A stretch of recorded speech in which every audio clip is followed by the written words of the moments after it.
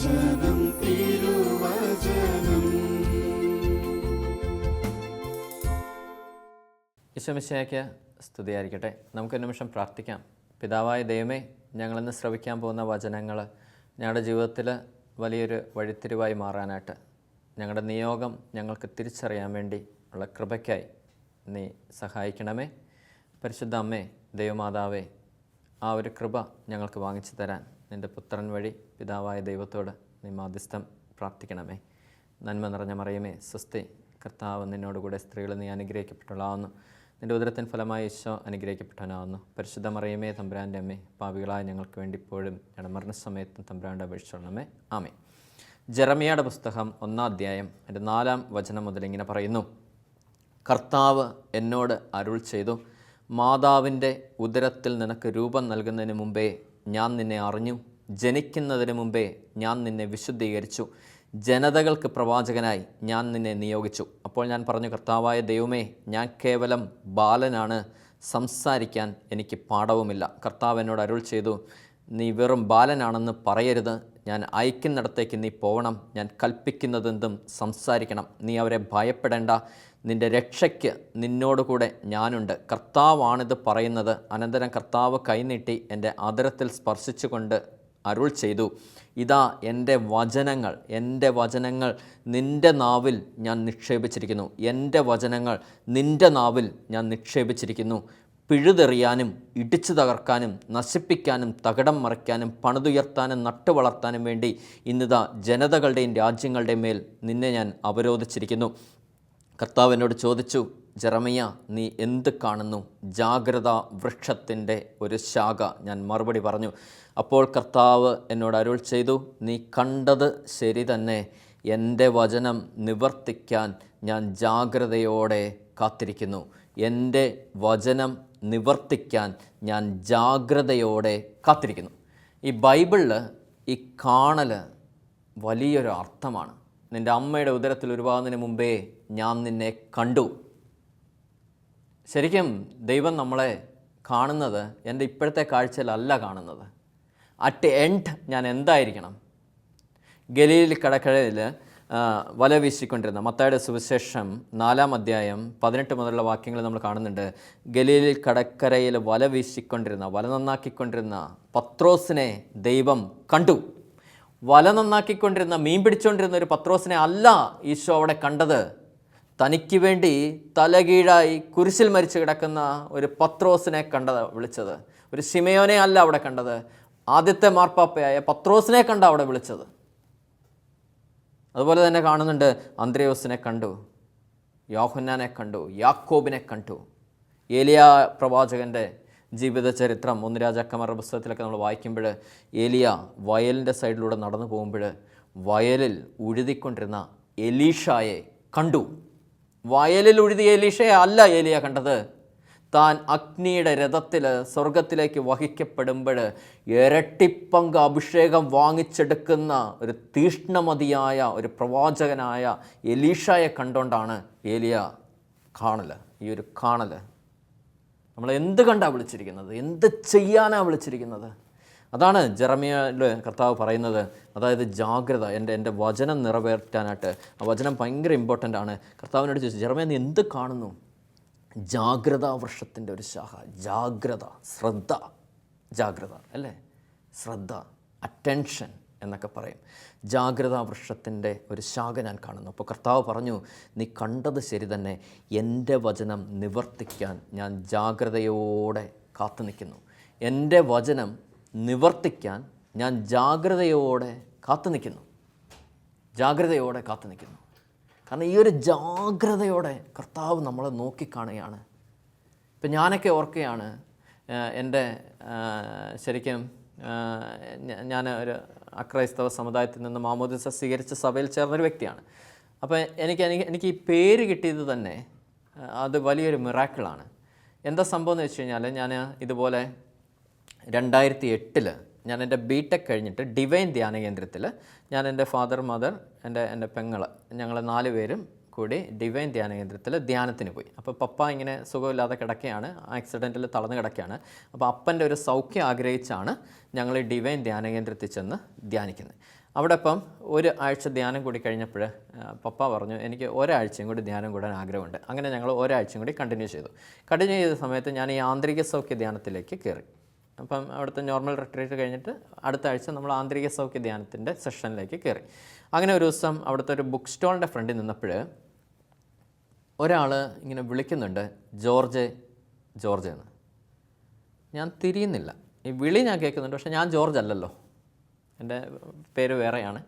ആ പേരല്ലല്ലോ വിളിക്കുന്നത്, ജോർജ് എന്നാണല്ലോ വിളിക്കുന്നത്. അപ്പോൾ ഞാനിത് തിരിയുന്നില്ല. അപ്പോൾ തിരിഞ്ഞു നോക്കുന്നില്ല. പെട്ടെന്ന് ഈ മനുഷ്യൻ വന്നിട്ട് തോളി തട്ടി, നിന്നെ എന്നാ വിളിച്ചാൽ കേൾക്കത്തില്ല എന്ന് ചോദിച്ചു.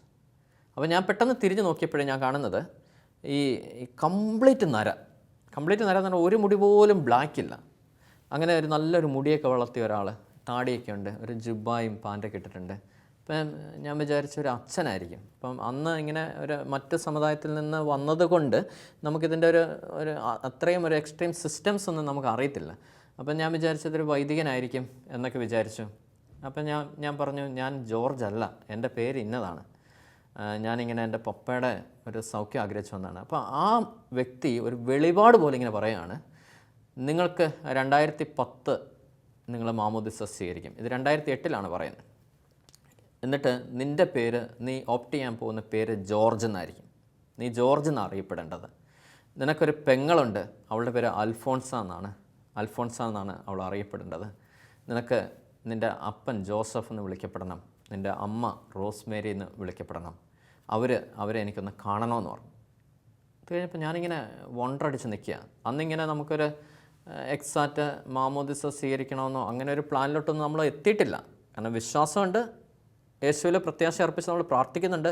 എന്നാൽ പോലും സഭയിൽ ചേർന്ന് അങ്ങനെ ദൃഢമായ ഒരു തീരുമാനമൊന്നും എടുക്കേണ്ട ഒരു മാനസികാവസ്ഥയിലല്ല അന്ന് ഈ വ്യക്തി പറയാണ്, നീ മാമോദിസ സ്വീകരിക്കും, നിൻ്റെ പേര് ഇതായിരിക്കും, നിൻ്റെ അപ്പൻ്റെ പേര് ഇതാണ്, അമ്മയുടെ പേര് ഇതാണ്, സഹോദരിയുടെ പേര് ഇതാണ്, എനിക്കവരെ കാണണം. അങ്ങനെ ഞാൻ ആ വ്യക്തിയെ പപ്പ കിടക്കുന്ന റൂമിൽ കൊണ്ടുപോയി ആ വ്യക്തി ഒന്ന് പ്രാർത്ഥിച്ചു. ആ വ്യക്തി അങ്ങ് ഇറങ്ങിപ്പോയി. അതിനുശേഷം ഞാൻ ആ ഡിവൈൻ ധ്യാനകേന്ദ്രം മൊത്തം അരിച്ചു പിറക്കി. അങ്ങനെ ഒരാളെ ഞാൻ കണ്ടിട്ടില്ല. എന്നിട്ട് ഞാൻ അവിടുത്തെ അന്നത്തെ ഡയറക്ടറായ പനക്കലച്ചൻ്റെ അടുത്തൊക്കെ ചെന്ന് ചോദിച്ചു, ഇങ്ങനെ അടയാളമൊക്കെ ചോദിച്ചു, ഇന്ന പോലെ ഒരു വ്യക്തിയെ. അച്ഛൻ പറഞ്ഞു, അറിയത്തില്ലല്ലോ മോനെ, അങ്ങനെയൊന്നും എനിക്ക് ഓർമ്മയില്ലല്ലോ എന്നൊക്കെ പറഞ്ഞു. അങ്ങനെ അവിടെ ആ കൂടി നിന്നവരോടൊക്കെ, അവിടുത്തെ പ്രേക്ഷിതരോടൊക്കെ ഞാൻ ചോദിക്കുന്നുണ്ട് പക്ഷെ പിന്നെ ആ വ്യക്തിയെ ഞാൻ കണ്ടിട്ടില്ല. അങ്ങനെ ഞങ്ങൾക്ക് 2010 ഏപ്രിൽ 29 കർത്താവ് അനുഗ്രഹിച്ച് ഞങ്ങളുടെ മാമോദിസയൊക്കെ നടക്കുന്നത്. അങ്ങനെ മാമോദിസ നടന്നപ്പോൾ ഞങ്ങൾക്ക് മാമോദിസ നേതൃത്വം നൽകിയ വൈദികൻ എന്നോട് ചോദിച്ചു, എന്താ പേര് നിശ്ചയിച്ചേക്കുന്നത്? അന്ന് ആ വ്യക്തി പറഞ്ഞ പേര്, എൻ്റെ പേര് ജോർജ് ജോസഫ്. ഞാൻ പറഞ്ഞു, എൻ്റെ പപ്പയുടെ പേര് ജോസഫ്, അമ്മ റോസ്മേരി, അനിയത്തി അൽഫോൺസ ജോസഫ്. ഇതിങ്ങനെ പറഞ്ഞു കഴിഞ്ഞപ്പോഴത്തേക്ക് അങ്ങനെ ആ പേരിട്ട് മാമോദിസയൊക്കെ സ്വീകരിച്ചു. ഇതിന് ശേഷം കുറച്ച് നാളുകൾക്ക് ശേഷം എൻ്റെ അമ്മയ്ക്ക് വലിയൊരു ആഗ്രഹമാണ് അരുവിത്രപ്പള്ളിയിൽ ചെന്ന് പെരുന്നാൾ കൂടണം. അമ്മ ഇങ്ങനെ ഒരു ആഗ്രഹം പറഞ്ഞു. അപ്പോൾ അങ്ങനെ ഒരു ദിവസം ഈരാറ്റുപേട്ടയ്ക്ക് അടുത്തുള്ള ഒരു പള്ളിയാണ്, സെൻറ്റ് ജോർജിൻ്റെ ഭയങ്കര ഫേമസ് ആയിട്ടുള്ള ഒരു പള്ളിയാണ്. അപ്പോൾ ഞാൻ എൻ്റെ അമ്മയും കൊണ്ട് ഈ പെരുന്നാൾ കൂടാൻ വേണ്ടി ചെന്ന് ഞങ്ങൾ അവിടെ നേർച്ചയൊക്കെ ഇട്ടു, കുർബാനയിലൊക്കെ പങ്കെടുത്തു. അതിനുശേഷം ഇപ്പുറത്ത് ഈ ഗീവർഗീസ് പുണ്യാളൻ്റെ രൂപത്തിൻ്റെ അവിടെ വന്ന് എല്ലാവരും പ്രാർത്ഥിച്ചു പോകുന്ന ആ ഒരു രൂപം കണ്ടപ്പോൾ എൻ്റെ അമ്മ ഇങ്ങനെ നിന്ന് കരയുക. അപ്പോൾ എൻ്റെ അമ്മ അനങ്ങുന്നില്ല, ഇങ്ങനെ പക്ഷേ കരയുവാണ് ആൾ. ഇങ്ങനെ കണ്ണിൽ നിന്ന് ഇങ്ങനെ വെള്ളം വരുന്നുണ്ട്. അമ്മ ഇങ്ങനെ ആ രൂപത്തെ നോക്കി ഇങ്ങനെ നിൽക്കുക, ഇങ്ങനെ സ്റ്റില്ലായിട്ട് ഇങ്ങനെ നിൽക്കുക. ഞാൻ കുലുക്കിയിട്ടൊന്നും ആൾ കുലുങ്ങുന്നില്ല, ഇങ്ങനെ തന്നെ നിൽക്കുക. കുറേ നേരം കഴിഞ്ഞ് പുള്ളിക്കാരത്തി കണ്ണ് ഇങ്ങനെ ഭയങ്കരമായിട്ട് അങ്ങ് തുടച്ചിട്ട് പെട്ടെന്ന് ഇങ്ങനെ മുട്ടയിൽ നിന്ന് പ്രാർത്ഥിച്ചു. പെട്ടെന്ന് ഇങ്ങനെ വെളിയിൽ ഇറങ്ങി വന്നിട്ട് ആ സമയത്ത് എന്നോടൊരു കാര്യം പറഞ്ഞു. അതാണ് എന്നെ ഒത്തിരി ഇന്നും ഒരു വണ്ടർ. അതായത് നിൻ്റെ അമ്മയുടെ ഉദരത്തിൽ ഉരുവാകുന്നതിന് മുമ്പേ നമ്മളെ കാണുന്ന ഒരു കർത്താവുണ്ട്. എന്നാൽ അമ്മ പറയാണ്, എൻ്റെ അമ്മ എന്നോട് പറയാണ്, എടാ നീ ജനിച്ച ആ ദിവസം ഭയങ്കര മിറാക്കിളാണ്. കാരണം എന്താണെന്ന് വെച്ച് കഴിഞ്ഞാൽ അന്നിങ്ങനെ എസ്റ്റേറ്റിൽ കൂലിപ്പണിയാണ്. അപ്പോൾ എസ്റ്റേറ്റ് ലയത്തിലൊക്കെയാണ് താമസിക്കുന്നത്. അപ്പോൾ എൻ്റെ അമ്മയെ ഇങ്ങനെ പ്രസവത്തിന് വിട്ടു. മറ്റൊരു എസ്റ്റേറ്റിൽ ജോലി ചെയ്യുന്ന അമ്മയുടെ മാതാപിതാക്കളൊക്കെ. അപ്പോൾ അവിടെയാണ് ഈ ഡെലിവറിക്ക് പോയിരിക്കുന്നത്. അന്ന് ഇന്നത്തെ പോലെ ഒരു ഹോസ്പിറ്റൽ ഫെസിലിറ്റീസ് ഒന്നുമില്ല. അവിടുത്തെ ജസ്റ്റ് ഒരു ക്ലിനിക് ഡിസ്പെൻസറി ഉണ്ട്. അവിടെയാണ് ഈ ഡെലിവറി കാര്യങ്ങളൊക്കെ നടക്കുന്നത്. അപ്പം പെട്ടെന്ന് അമ്മയ്ക്ക് ഇങ്ങനെ അങ്ങ് പെയിനായി കഴിഞ്ഞിട്ട് ഈ വേദന അങ്ങ് പെട്ടെന്ന് പോയി കഴിഞ്ഞിട്ട് അപ്പം വേദന വന്നപ്പം പെട്ടെന്ന് ഡിസ്പെൻസറി കൊണ്ട് അഡ്മിറ്റാക്കി. അത് കഴിഞ്ഞിട്ട് 2 ദിവസമായിട്ട് അനക്കമൊന്നുമില്ല. 2 ദിവസമായിട്ട് ഒരു അനക്കമില്ല. അപ്പോൾ കുഞ്ഞും അനങ്ങുന്നില്ല, അപ്പോൾ അമ്മയ്ക്ക് ഒരു വിഷമമൊക്കെ തോന്നി, കുഞ്ഞിന് എന്തെങ്കിലും പറ്റിയോ, പിന്നെ ഒന്നും വേറെ ഒന്നും സംഭവിക്കുന്നില്ല, പെയിൻ ഒന്നും എടുക്കുന്നില്ല. അങ്ങനെ ഇരുന്നപ്പോൾ ഒരു ദിവസം ഇങ്ങനെ ഉച്ച കഴിഞ്ഞ് ഒരു 2-2:30 ആയപ്പോൾ അമ്മ പതുക്കെ ഇങ്ങനെ മയങ്ങി. അമ്മ ഇങ്ങനെ മയങ്ങി കഴിഞ്ഞപ്പോൾ അമ്മ ഒരു സ്വപ്നം കാണുവാണ്. ഒരു വ്യക്തി ഊരിപ്പിടിച്ച വാളൊക്കെ ആയിട്ട്, ഒരു പടച്ചട്ടയൊക്കെ ഇട്ട്, ഒരു കിരീടമൊക്കെ വെച്ചിട്ട് ഒരു കുതിരപ്പുറത്ത് വരിക. ഇങ്ങനെ പാഞ്ഞു വന്നിട്ട് എൻ്റെ അമ്മയുടെ അടുത്ത് വന്നിട്ട് പറയുകയാണ്, നിനക്ക് ജനിക്കാൻ പോകുന്ന ഒരു ആൺകുഞ്ഞാണ്, ആ കുഞ്ഞിന് എൻ്റെ പേരിടണം, എൻ്റെ പള്ളിയിൽ കൊണ്ടുവന്ന് അവനെ നീ അടിമ വെക്കണം. എന്നിട്ട് ആ സ്വപ്നം അങ്ങ് മറഞ്ഞു. ആ മറഞ്ഞ ഉടനെ അമ്മയ്ക്ക് അങ്ങ് പെയിൻ എടുക്കാൻ തുടങ്ങി. അതിൻ്റെ തൊട്ടടുത്ത മൊമെൻറ്റിലാണ് ഞാൻ ജനിച്ചപ്പോൾ ആൺകുഞ്ഞാണ്. അപ്പോൾ ഞങ്ങളുടെ വിശ്വാസമൊക്കെ അനുസരിച്ച് അതുമായിട്ട് ബന്ധപ്പെട്ട ഒരു സ്ഥലത്ത് കൊണ്ട് എനിക്ക് പേര് വിട്ടു. എനിക്ക് അവിടെ ഇങ്ങനെ അടിമയൊക്കെ വെച്ചിട്ട് ഞങ്ങളുടെ വിശ്വാസം അനുസരിച്ച് ഇങ്ങ് വന്നു. എന്നിട്ട് അമ്മ അന്ന് പറഞ്ഞ കാര്യം, ഞാനന്ന് സ്വപ്നത്തിൽ കണ്ട അതേ രൂപമാണ് ഇവിടെ ഇരിക്കുന്നത്, അതേ രൂപമാണ്, ഒരു മാറ്റമില്ല. അത് കേട്ട് കഴിഞ്ഞപ്പോഴത്തേക്ക് ഞാൻ ശരിക്കും എൻ്റെ പിടിവിട്ടുപോയി. കാരണം ഈ പേരുകളൊക്കെ നമുക്ക് നൽകപ്പെടുന്നതേ വെറുതെ ഒന്നുമല്ല. ഒരു പേര് നമുക്ക് നൽകപ്പെടുന്നത്, ജോർജ് എന്ന വാക്കിൻ്റെ അർത്ഥം പോലും പ്ലാന്ററ, വിതയ്ക്കുന്നവനാണ്. അതനുസരിച്ച് വേണം അവൻ ജീവിക്കാനായിട്ട്. അവനെ വിളിച്ചേക്കുന്നത് വിതയ്ക്കാനാണ്, വചനം വിതയ്ക്കാനാണ് ജോർജിനെ വിളിച്ചേക്കുന്നത്. അതനുസരിച്ച് വേണം അവൻ ജീവിക്കാനായിട്ട്. അങ്ങനെ ഓരോ പേരിൻ്റെ പിന്നിലും ഓരോ അർത്ഥങ്ങളുണ്ട്. ജോസഫ് പരിപാലിക്കുന്നവനാ ജോസഫ്. ഓരോ പേരിൻ്റെ പിന്നിലും അങ്ങനത്തെ ഒരു അർത്ഥം മറഞ്ഞു കിടക്കുക. അതനുസരിച്ച് ജീവിക്കാനായിട്ട് കർത്താവ് മുൻകൂട്ടി, അതാ പറഞ്ഞത്, എൻ്റെ വചനം നിവർത്തിക്കാനായിട്ട് ഞാൻ ജാഗ്രതയോടെ കാത്തിരിക്കുന്നു. എൻ്റെ വചനം നിവർത്തിക്കാനായിട്ട് കർത്താവ് നമ്മളെ അതിനാണ് വിട്ടേക്കുന്നത്. അല്ല, നമ്മൾ ഒന്ന് ചിന്തിച്ച് നോക്കിയാൽ നമ്മൾ എവിടുന്നേലും ഇങ്ങനെ പൊട്ടിമുളച്ച് വന്നാണോ? അല്ല, ദൈവത്തിൻ്റെ അനാദിയിലെ പദ്ധതിയിൽ ഞാനുണ്ട്. എനിക്കറിയത്തില്ല എവിടെയായിരുന്നു. ഒരു കാലത്തിൻ്റെ പൂർണ്ണമായപ്പോൾ എൻ്റെ അപ്പനിലൂടെ അമ്മയിലൂടെ എൻ്റെ അമ്മയുടെ യൂട്രസിൽ ഞാൻ വെച്ച് പിടിപ്പിക്കപ്പെട്ടു. ഞാൻ വളരാൻ തുടങ്ങി. ഒരു ഭ്രൂണമായിട്ട്, ഒരു കുഞ്ഞായിട്ട് രൂപപ്പെട്ട് ഒരു മനുഷ്യ വ്യക്തിയായിട്ട് ഞാൻ പുറത്തോട്ട് വരിക. ഞാൻ ജീവിച്ചു തുടങ്ങുക. കാരണം ഇതെല്ലാം ദൈവത്തിൻ്റെ വചനം നമ്മളോട് നിവർത്തിക്കപ്പെടാൻ വേണ്ടിയാണേ. ഇങ്ങനെ ഒരു കാണൽ കർത്താവ് നമ്മളെയൊക്കെ കണ്ടിട്ടുണ്ട് അല്ലേ? നമ്മുടെ കയ്യിലും കുഞ്ഞുങ്ങളെ ഇട്ട് തന്നേക്കുന്നത് അതിന് വേണ്ടിയല്ലേ? എൻ്റെ വൈഫ് പ്രഗ്നൻ്റ് ആയി കഴിഞ്ഞപ്പോഴത്തേക്ക് ഈശോ എന്നോട് ഒരു ദിവസം ഇങ്ങനെ പറഞ്ഞു, ഞാൻ കുർബാനയിൽ പ്രാർത്ഥിച്ചുകൊണ്ടിരുന്നപ്പോൾ, എടാ എനിക്ക് സ്വപ്നം കാണാനൊരു കുഞ്ഞില്ല, നീ പ്രാർത്ഥിക്കുമോ? ഞാൻ ചോദിച്ചു, ഒരുമാതിരി ലോജിക്കില്ലാത്ത കാര്യം പറയരുത്. ഈ ലോകത്ത് 750 കോടിയിലധികം ജനങ്ങൾ ഇന്ന് ജീവിക്കുന്നുണ്ട്. ഇനി ഇങ്ങേർക്ക് സ്വപ്നം കാണാൻ കുഞ്ഞില്ലെന്ന് പറയുന്നതിൽ എന്തെങ്കിലും ലോജിക്കുള്ള കാര്യം പറയാൻ പറഞ്ഞു. എന്നിപ്പോൾ ഈശോ എന്നോട് പറഞ്ഞു, ഇല്ല മോനെ, ഈ കാലഘട്ടത്തിൽ ജനിക്കുന്ന കുഞ്ഞുങ്ങളെല്ലാം അത് അപ്പൻ്റെ അമ്മയുടെ ഇഷ്ടപ്രകാരമാണ് ജനിക്കുന്നത്.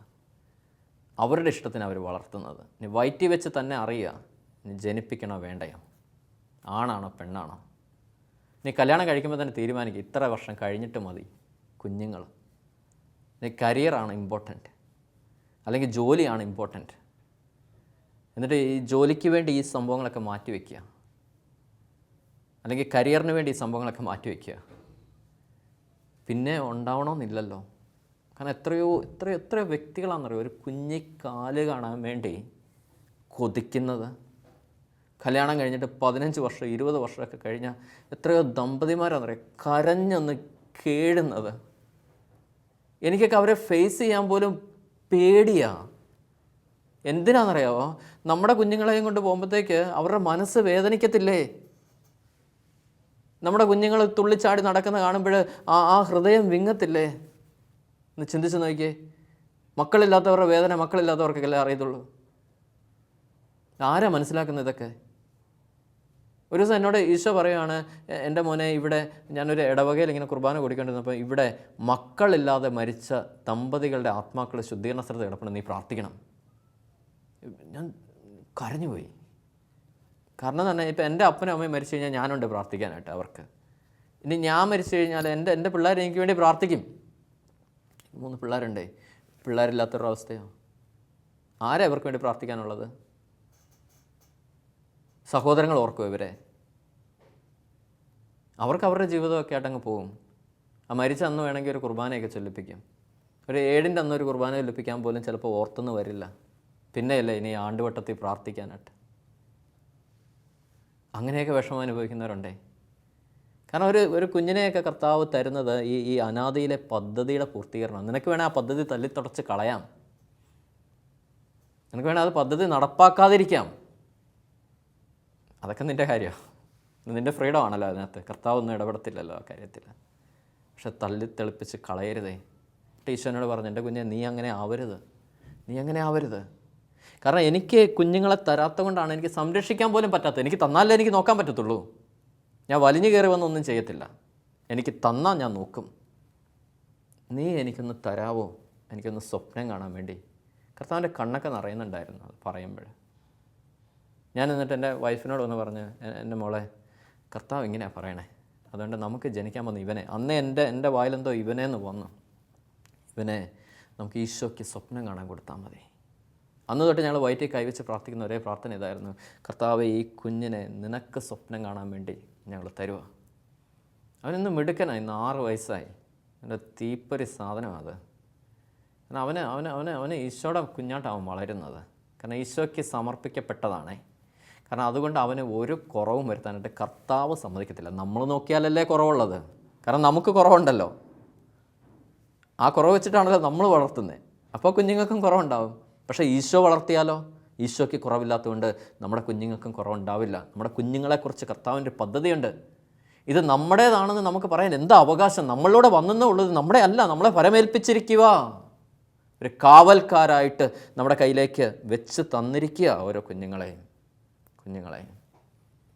ഇത് കാലത്തിൻ്റെ പൂർത്തീകരണത്തിൽ ദൈവഹിത പ്രകാരം ജാഗ്രതയോടെ അവൻ്റെ വചനം നമ്മുടെ കുഞ്ഞുങ്ങളിലൂടെ നിവർത്തിക്കപ്പെടാനായിട്ട് ആ കുഞ്ഞുങ്ങളെ മോൾഡ് ചെയ്ത് എടുക്കേണ്ടിയിരിക്കുന്നു. ഇത് കർത്താവിന് നമ്മൾ തിരിച്ചു കൊടുക്കണം. നമ്മുടെ സഭയ്ക്ക് വിശുദ്ധരായ വൈദികർ വേണ്ടേ? വിശുദ്ധരായ സന്യസ്തർ വേണ്ടേ? വിശുദ്ധിയുള്ള കുടുംബജീവിതം നയിക്കുന്നവരുണ്ടാവണ്ടേ? വിശുദ്ധിയുള്ള കുഞ്ഞുങ്ങൾക്ക് ജന്മം കൊടുക്കാനുള്ള മാതാപിതാക്കൾ സൃഷ്ടിക്കപ്പെടണ്ടേ നമ്മുടെ നാട്ടിൽ? നല്ല സോഷ്യൽ വർക്കേഴ്സ് നമ്മുടെ ഇടയിൽ നിന്ന് വരണ്ടേ? നല്ല ഹൃദയമുള്ള ഡോക്ടേഴ്സ് ഉണ്ടാവണ്ടേ? എൻജിനീയേഴ്സ് ഉണ്ടാവണ്ടേ? സയൻറ്റിസ്റ്റ് ഉണ്ടാവണ്ടേ? നമ്മളൊക്കെ നല്ല രീതിക്ക് കൃഷി ചെയ്യുന്ന കൃഷിക്കാരുണ്ടാവണ്ടേ? നമ്മുടെയൊക്കെ ഈ കുഞ്ഞ് കേരളത്തിലൊക്കെ നമ്മുടെയൊക്കെ എത്രയോ കൃഷി സ്ഥലങ്ങളാണ് ഇങ്ങനെ വെറുതെ കിടക്കുന്നത്. ഇതൊക്കെ വെറുതെ ഇടാനുള്ളതാണോ? എന്നിട്ട് നമുക്ക് വലിയ സാമ്പത്തിക ബുദ്ധിമുട്ട്, ഭാരമാണ്. വല്ലതും തികയുന്നുണ്ടോ? ഒന്നുമില്ല. അപ്പോൾ ഇതിനൊക്കെ നല്ല വ്യക്തിത്വങ്ങളെ നമ്മൾ രൂപപ്പെടുത്തി എടുക്കണ്ടേ? കർത്താവിനുവേണ്ടി ആത്മാക്കളെ കൊയ്യുന്ന ഓരോ ശുശ്രൂഷകരായിട്ട് അവരായിരിക്കുന്ന സ്ഥലത്ത് അവരെ രൂപപ്പെടുത്തി എടുക്കണ്ടേ? ഇത് കണ്ടോണ്ടല്ലേ കർത്താവ് ഓരോ കുഞ്ഞുങ്ങളെ വിളിച്ചേക്കുന്നത്? ഇത് നമ്മുടേതാണെന്ന് നമുക്ക് അവകാശപ്പെടാൻ എന്തിരിക്കണേ? ഇത് നമ്മുടെ ഇഷ്ടത്തിന് വളർത്താനായിട്ട് നമുക്ക് എന്ത് അവകാശം? അല്ലേ നീ സ്വിച്ചിട്ട സമയത്താണോ ഇത് സൃഷ്ടിക്കപ്പെട്ടത്? അല്ലല്ലോ. അതുകൊണ്ട് കർത്താവ് നമ്മുടെ കയ്യിലോട്ട് വെച്ച് തരുന്നത് നമ്മളെ വിളിച്ചേക്കുന്ന പോലെ തന്നെ അവൻ്റെ വചനം നിവർത്തിക്കപ്പെടാൻ വേണ്ടി തന്നെയാണ്. എന്നിട്ട് ഞങ്ങൾ മാതാവിൻ്റെ സ്തോത്രഗീതമൊക്കെ ചൊല്ലി എന്നും പ്രാർത്ഥിക്കുമായിരുന്നു. എന്നിട്ട് ആ കുഞ്ഞ് നല്ലൊരു ചൈതന്യത്തിലാണ് വളർന്നു വരുന്നത്. വചനത്തിലാണേലും ഒത്തിരി സഹായിയാണേ. ഭയങ്കര ഹെൽപ്പിംഗ് മെൻറ്റാലിറ്റിയാണ്. ഈ ഇടയ്ക്ക് എൻ്റെ ഒരു ആത്മീയ പിതാവ് പ്രാർത്ഥിച്ചിട്ട് പറയുമ്പോൾ ഭയങ്കര സഹായിയാണ്. 7 മണി കഴിഞ്ഞ് അവൻ TV കാണത്തില്ല. അവന് ഭയങ്കര കമ്പൾസറി. അവനെ പ്രാർത്ഥിക്കുന്ന കാര്യത്തിൽ, പഠിക്കുന്ന കാര്യത്തിൽ എല്ലാം സെൽഫായിട്ട് തന്നെ ചെയ്തോളൂ. ഇന്ന് 1ാം ക്ലാസ്സിലാണ് പഠിക്കുന്നത്. ഇന്നിപ്പോൾ ഒരു ഓൺലൈൻ പഠനത്തിൻ്റെയൊക്കെ കാലഘട്ടമാണല്ലോ ഇത്. ഒരു 1ാം ക്ലാസ്സിൽ പഠിക്കുന്ന ഒരു കുഞ്ഞിനെ പിടിച്ചിട്ട് പഠിപ്പിക്കാൻ എന്ത് ബുദ്ധിമുട്ടാണ്. അവൻ്റെ കാര്യത്തിൽ എനിക്ക് പഠിപ്പിക്കാൻ യാതൊരു എഫേർട്ടും ഇല്ല. അവനിതൊന്ന് ഓണാക്കി കൊടുത്താൽ മതി. കറക്റ്റ് അതൊന്ന് നോക്കി കറക്റ്റായിട്ട് എക്സസൈസ് എല്ലാം ചെയ്തിട്ട് എന്നെ കൊണ്ട് കാണിക്കും. അപ്പോൾ ഇത് മതിയോ? അത് മതിയിടാ. അല്ലെങ്കിൽ ഇതിൻ്റെ കാര്യം ഒന്ന് കറക്റ്റ് ചെയ്തേ, അതപ്പം തന്നെ കറക്റ്റ് ചെയ്തോളും. എന്നിട്ട് LKG പഠിക്കുന്ന കുഞ്ഞിനെ പഠിപ്പിക്കാനായിട്ട് ഇവനെ ഏൽപ്പിക്കുന്നത്. ഇവനത് സ്മൂത്തായിട്ട് അവളെ ഇരുത്തി കൈകാര്യം ചെയ്തോളും. അങ്ങനെ കുഞ്ഞുങ്ങളെയൊക്കെ നമ്മളൊരു സെൽഫ് ഡിസിഷൻ മേക്കിംഗ് എബിലിറ്റിയിലേക്ക് നമ്മൾ വളർത്തിയെടുക്കണം ഈ കുഞ്ഞുങ്ങളെ. കാരണം അവരുടെ എന്താണ് ജീവിത ലക്ഷ്യമെന്ന്, അല്ലെങ്കിൽ എന്താണ് അവരുടെ ജീവിതത്തിന് നിയോഗമെന്ന് അവർക്ക് തന്നെ റിവീൽ ചെയ്ത് എടുക്കത്തക്ക രീതിയിൽ അവരുടെ ഒരു ഡിസിഷൻ മേക്ക് ചെയ്യാനുള്ള എബിലിറ്റിയാണ് നമ്മൾ അവർക്ക് കൊടുക്കേണ്ടത്. അതല്ലാതെ നമ്മുടെ ഇഷ്ടത്തിനല്ല അത് വളർത്തേണ്ടത്. അങ്ങനെ വന്നു കഴിയുമ്പോഴത്തേക്ക് അതുങ്ങളുടെ ടേസ്റ്റ് അനുസരിച്ച്, അതുങ്ങളുടെ ഇൻട്രസ്റ്റ് അനുസരിച്ചാണ് അതുങ്ങൾ വളർന്നു വരുന്നത്. ഇപ്പോൾ ഈ ഔട്ട്കം ബേസ്ഡ് എഡ്യൂക്കേഷൻസ് ഒക്കെ വന്നിട്ടുണ്ട്. ഒരു ഔട്ട്കം നമ്മൾ സെറ്റ് ചെയ്ത് വെച്ചിട്ട് അതനുസരിച്ച് ട്രെയിനിങ് പാറ്റേണൊക്കെ മാറുന്ന പോലെ ഇവരുടെ ഒരു നിയോഗം എന്താണെന്ന് ചെറുപ്പത്തിൽ തന്നെ ഇവർക്ക് മനസ്സിലാക്കി കൊടുക്കുക. കാരണം ഇപ്പോൾ ഓരോ ടീച്ചേഴ്സിൻ്റെ കയ്യിൽ ഇതിനാണ് കുഞ്ഞുങ്ങളെ ഫരമേൽപ്പിക്കുന്നത്. ശരിക്കും ഒരു ടീച്ചർ എന്ന് പറഞ്ഞാൽ അതിനൊരു നിർവചനം ഞാൻ ഈയിടയ്ക്ക് കേട്ടത് തന്നെ ഇത് തന്നെയാണ്. കാരണം ഒരു കുഞ്ഞിൻ്റെ ഉള്ളിലെ എബിലിറ്റി തിരിച്ചറിയാൻ പറ്റുന്നൊരു വ്യക്തിയാണ്. ഒരു കുഞ്ഞിൻ്റെ ഉള്ളിലെ ആ കുഞ്ഞ് എന്തായി തീരണം എന്നുള്ളൊരു എബിലിറ്റി ചെറുപ്പത്തിൽ തിരിച്ചറിയാൻ പറ്റുന്ന ഒരാളാണ് ടീച്ചർ. അതിനാണ് നമ്മുടെ കയ്യിലോട്ട് നമ്മളെയും ഒരു ടീച്ചറായിട്ട് അധ്യാപകരായിട്ടാണല്ലോ ഈ കുഞ്ഞുങ്ങളെ നമ്മുടെ കയ്യിലേക്ക് തന്നേക്കുന്നത്. അപ്പോൾ ഇതുങ്ങളെ അതനുസരിച്ച് തിരിച്ചറിഞ്ഞ് മോൾഡ് ചെയ്ത് വളർത്തി ദൈവം എന്താണോ കണ്ടേക്കുന്നത് അല്ല. ഇപ്പം എൻ്റെ മൂത്ത ചെറുക്കൻ്റെ പേര് ജോന്നാണ്, ജോസഫിൻ്റെ ഷോർട്ട് നെയിം ഇട്ടേക്കുന്നത്. അപ്പം എൻ്റെ ജോയോടും ഒരുപക്ഷെ കർത്താവ് ഇങ്ങനെ പറഞ്ഞിട്ടുണ്ട്, ജോയെ നിന്നെ ഞാൻ കണ്ടു. ആ കണ്ടത് എൻ്റെ കുഞ്ഞ ജോയെ അല്ല, അവൻ എന്തായിരിക്കണം, അവനെ കണ്ടോണ്ടാണ് കർത്താവ് ജോയെ വിളിച്ചേക്കണത്. എൻ്റെ രണ്ടാമത്തെ മോളുടെ പേര് ഹന്നാമരിയ എന്നാണ്. അവളെ ഇതുപോലെ ഹന്നാമരിയെ നിന്നെ ഞാൻ കണ്ടു. മൂന്നാമത്തെ കുഞ്ഞിൻ്റെ പേര് ജൊഹാൻ എന്നാണ്. ജൊഹാനെ നിന്നെ ഞാൻ കണ്ടു. ജോർജെ നിന്നെ ഞാൻ കണ്ടു. ബിൻസി നിന്നെ ഞാൻ കണ്ടു എന്നൊക്കെ പറഞ്ഞ ഒരു കുടുംബത്തെ വേർതിരിച്ച് ഇങ്ങനെ കർത്താവ് കണ്ട് വിളിക്കണമെങ്കിൽ ഞങ്ങളുടെ എന്താണോ അത് കണ്ടാണ് കർത്താവ് വിളിച്ചേക്കുന്നത്. അതിലേക്ക് പോകണമെങ്കിൽ അത് കണ്ട് ജീവിക്കുമ്പോഴാണ് നമുക്ക് യഥാർത്ഥ ഒരു ലക്ഷ്യം ഉണ്ടാവുന്നത്. അതാ പൗലോസൊക്കെ പറയുന്നത്, ഞാൻ എൻ്റെ ലക്ഷ്യം പൂർത്തിയാക്കി, ഞാൻ എൻ്റെ ഓട്ടം പൂർത്തിയാക്കി, എൻ്റെ ലക്ഷ്യം ക്രിസ്തുവാണ്, ക്രിസ്തുവിലേക്ക് ഞാൻ പൂർത്തിയാക്കിയിരിക്കുന്നു. ആ ഒരു ലക്ഷ്യത്തിലേക്ക് നമ്മളിങ്ങനെ പൊയ്ക്കൊണ്ടിരിക്കുമ്പോൾ നമുക്ക് വരുന്ന സഹനങ്ങളൊന്നും വലിയ സഹനങ്ങളൊന്നും അല്ല. കാരണം ഇതൊക്കെ അതിജീവിക്കാനായിട്ട് നമുക്ക് ഈസി ആയിട്ട് ഉള്ള ഒരു ആത്മീയ മാനസിക ശാരീരിക കരുത്ത് നമുക്ക് കിട്ടുക. അതുകൊണ്ട് നമുക്കും കർത്താവിൻ്റെ മുമ്പിൽ ജെറമിയ ഇരുന്നത് പോലെ ജാഗ്രതയോടെ ആ വചനം ശ്രവിച്ച് ആ വചനം നിവർത്തിക്കപ്പെടാൻ വേണ്ടി നമുക്കും ഇരിക്കാം. ജെറമിയോട് ചോദിച്ചു, നീ എന്ത് കാണുന്നു? ജാഗ്രതാ വൃക്ഷത്തിൻ്റെ ഒരു ശാഖ. ഞാൻ മറുപടി പറഞ്ഞു. അപ്പോൾ കർത്താവ് അരുൾ ചെയ്തു, നീ കണ്ടത് ശരി തന്നെ, എൻ്റെ വചനം നിവർത്തിക്കാൻ ഞാൻ ജാഗ്രതയോടെ കാത്തിരിക്കുന്നു. എൻ്റെ കുഞ്ഞെ, കർത്താവിൻ്റെ വചനം നിന്നിലൂടെ നിവർത്തിക്കപ്പെടാൻ കർത്താവ് ജാഗ്രതയോടെ കാത്തിരിക്കുന്നു, ജാഗ്രതയോടെ കാത്തിരിക്കുന്നു. ആ വിളിയിലേക്ക് നീ വളരണം. ആ വിളി നീ തിരിച്ചറിയണം. നിൻ്റെ പേരിൻ്റെ അർത്ഥം നീ മനസ്സിലാക്കണം. നിന്നെ എന്തിനാണ് വിളിച്ചേക്കുന്നത്? ആ വിളി നീ തിരിച്ചറിഞ്ഞിട്ട് അതനുസരിച്ച് നീ നീങ്ങാൻ തുടങ്ങണം. അതനുസരിച്ച് നീങ്ങാൻ തുടങ്ങുമ്പോഴാണ് എൻ്റെ കുഞ്ഞെ നിനക്കൊരു സാറ്റിസ്ഫൈഡ് ലൈഫ് കർത്താവ് തരുന്നത്. അതല്ലെങ്കിൽ നിനക്ക് ഒരിക്കലും സാറ്റിസ്ഫാക്ഷൻ കിട്ടത്തില്ല. ഓടിയാലൊട്ട് നിനക്ക് കിട്ടത്തില്ല, കിട്ടിയാലൊട്ട് തികയത്തില്ല, തികഞ്ഞാലൊട്ട് യാതൊരു സാറ്റിസ്ഫാക്ഷൻ നിനക്ക് കിട്ടത്തില്ല. നീ ലൈഫിൽ ജീവിതത്തിൽ സംതൃപ്തനാണോ? സംതൃപ്തിയാണോ? സംതൃപ്തിയാണ് എന്ന് പറയാൻ നിനക്ക് പറ്റുന്നുണ്ടോ? You are in the way of God. Amen.